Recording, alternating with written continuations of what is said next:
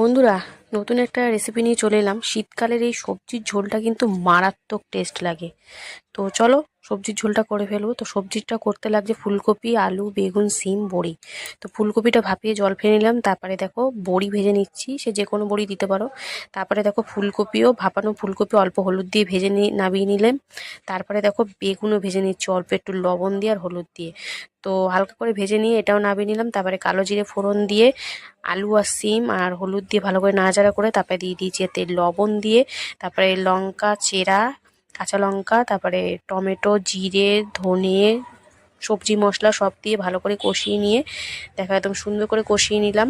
জিরে ধনে সব দিয়েছি। তারপরে এই যে ভাজা ফুলকপিও দিয়ে দিলাম, আর সাথে দিয়ে দেবো এবারে এই যে ভেজে রাখা বেগুনটাও। তো সব দিয়ে হালকা করে একটু কষিয়ে নিয়ে পরিমাণ মতন জল দিয়ে দেবো। তো দেখো কষাকষি চলছে। এবার চলো পরিমাণ মতন জল দিয়ে দেবো একদম সব কিছু সুন্দর করে সেদ্ধ হওয়ার জন্য। আর ব্যাপারটা একটু ঝোল ঝোল হবে। তো সব কিছু সেদ্ধ হওয়ার পর দিয়ে দিলাম এতে ভেজে রাখা বড়িটা। তো বড়িটা দিয়ে 3-4 মিনিট মতন ভালো করে ফুটিয়ে নেব। তারপরে নাবানোর আগে একটু ধনেপাতা দিয়ে কিন্তু নামিয়ে নেব। আমার কিন্তু এই শীতের সবজির এই ঝোলটা একদম রেডি। ভাত এবং রুটির সাথে দারুণ টেস্ট।